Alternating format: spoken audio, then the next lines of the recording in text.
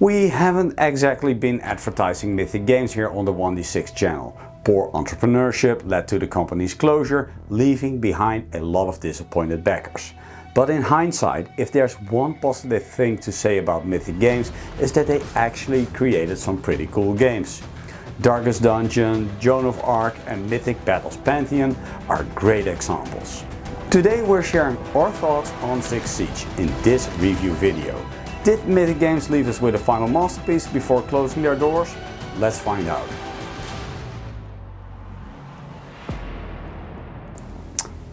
Steamforged Games acquired 6 Siege after Mythic Games closure.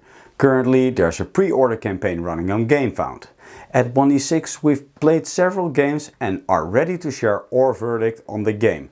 Let's skip the usual YouTube protocol for once and jump straight to the big question. Is 6 Siege any good?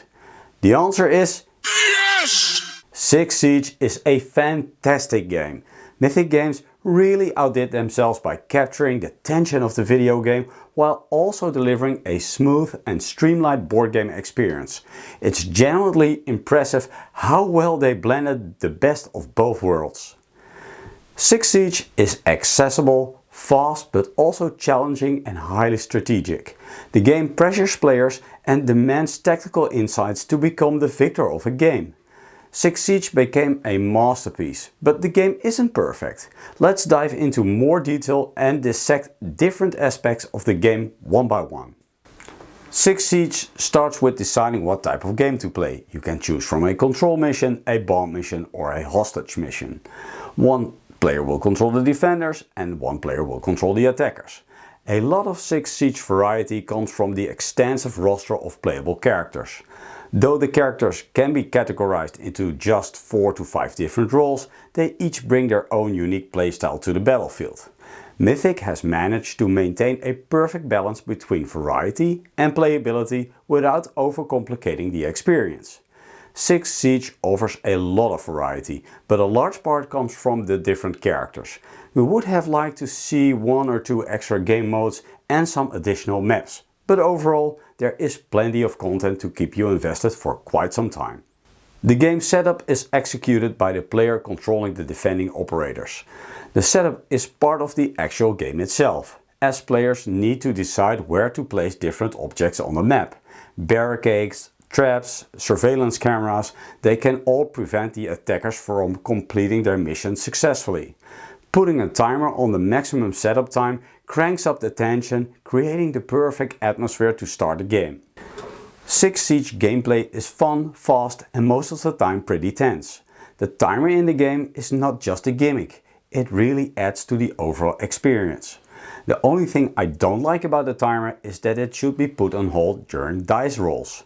This slightly loosens the otherwise tight gameplay. I can imagine that when a line of sight is contested, the timer should be put on pause, but during dice checks it feels more like an unnecessary break in the suspense. Another thing I really like about the game is that strategic insight tends to be rewarded. Sure, there's some luck involved during dice checks, but maneuvering into the right positions greatly improves your chances to hit and your chances of survival. Going all in, guns blazing, will probably get you killed. Making use of your teammate's specialization is also an important factor in the game. Having the right specialist in the right spot can really be decisive for the outcome of the game. The seemingly simple mechanics of 6 Siege offer a tactical challenge full of depth. A game feels like a chess match, where you carefully perform your actions while scheming a plan to gain the upper hand on the battlefield. You ponder your options, search for opportunities and try to avoid unnecessary risks. There are a lot of decisions to make, but analysis paralysis is severely punished by the timer. Overall, I'm really impressed by 6 Siege. It is a masterful adaptation of a tactical combat game into a board game.